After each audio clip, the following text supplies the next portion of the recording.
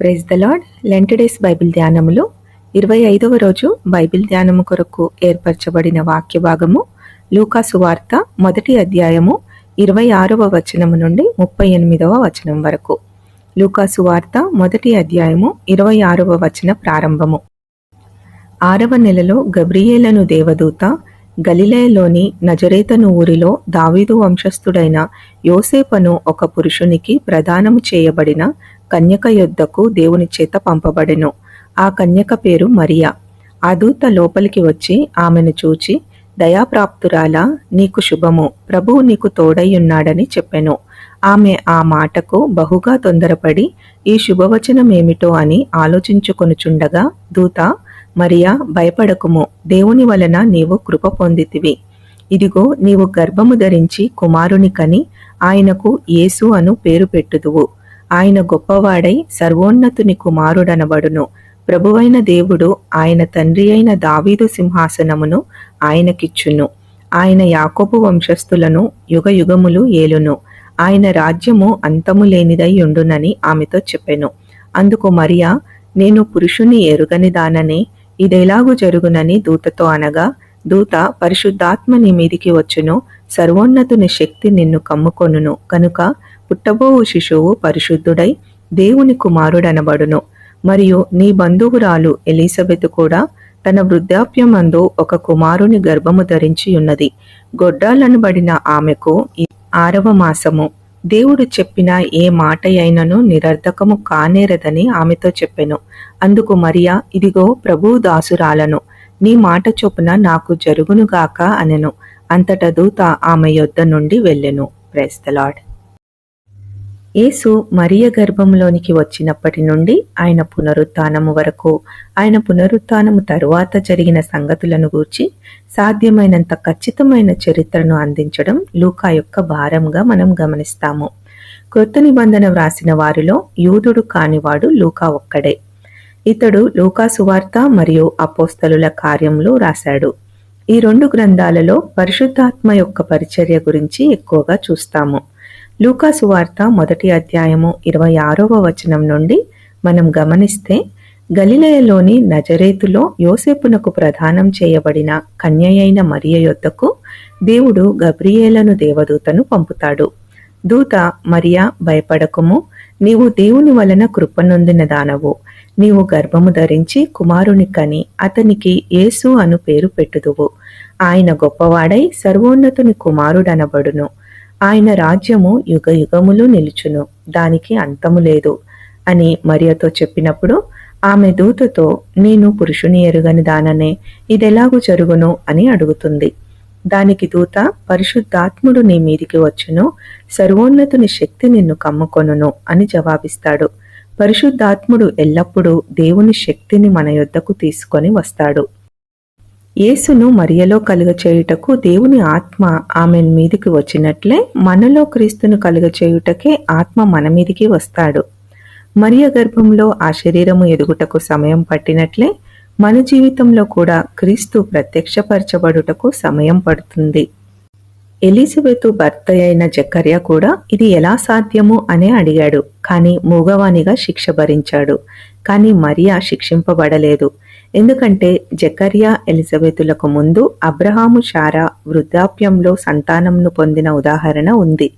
కానీ మరియకు ముందు ఒక కన్యక గర్భవతి అయి బిడ్డకు జన్మనిచ్చిన ఉదాహరణ లేదు. అంతేకాక జకర్యా ఒక యాజకుడు, నాయకుడు. ఎక్కువగా ఇవ్వబడిన వారి నుండి దేవుడు ఎక్కువగా ఆశిస్తాడు. ఈ రోజున మనకు యేసు మాదిరిగా ఉన్నాడు కనుక మన నుండి కూడా ఎక్కువగా ఆశించబడుతుంది. 37వ వచనంలో ఒక చక్కటి వాగ్దానమును మనం చూస్తాము. దేవుడు చెప్పిన ఏ మాట అయినను నిరర్ధకము కానేరదు. ఆయనకు అసాధ్యమైనది ఏదీయూ లేదు. దేవుడు ఒక మాట మాట్లాడితే దానిలో శక్తి ఉన్నదని మనం నిశ్చయంగా నమ్మాలి. దేవుడు వెలుగు కమ్మని పలుకగా వెలుగు కలిగెను. దేవుని నుండి వచ్చే ఏ మాట అయినా శక్తి లేనిదిగా ఉండదు. అందుకే దేవుని వాక్యాన్ని అధ్యయనం చేసి దాని వాగ్దానాలను స్వతంత్రించుకోవడం ఎంతో ప్రాముఖ్యమైన విషయం. దేవునికి సమస్తము సాధ్యమేనని మనము నమ్మాలని దేవుడు మన నుండి కోరుతున్నాడు. తద్వారా మనము దేవుని శక్తిని అనుభవిస్తాము. 38వ వచనంలో మరియా దేవుని వాక్యమునకు లోబడి నీ మాట చొప్పున నాకు జరుగునుగాక అనెను.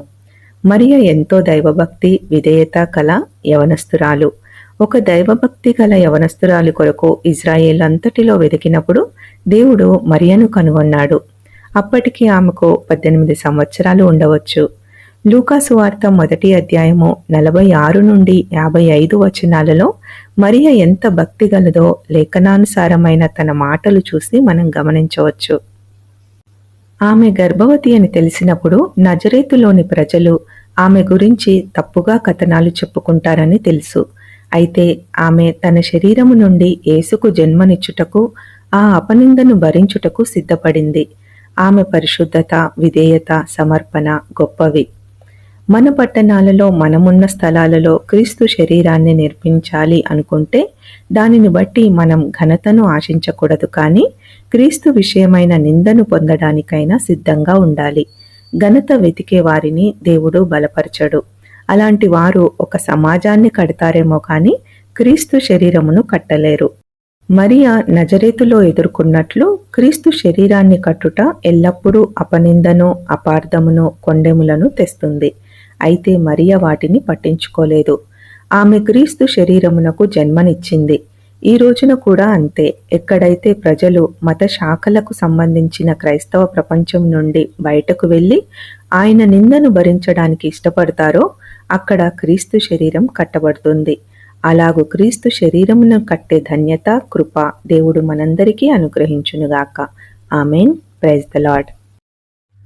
ఆకాశ మహాకాశములే పట్టజాలని దేవుడవు, అనువంత రూపుదాల్చి కన్యగర్భము చేరావు.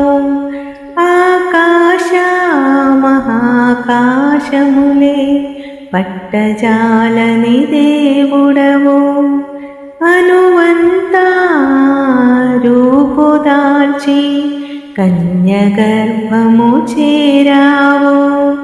లోకాలే ఏలేటి నీవు పసికోనై వడి చేరినావు.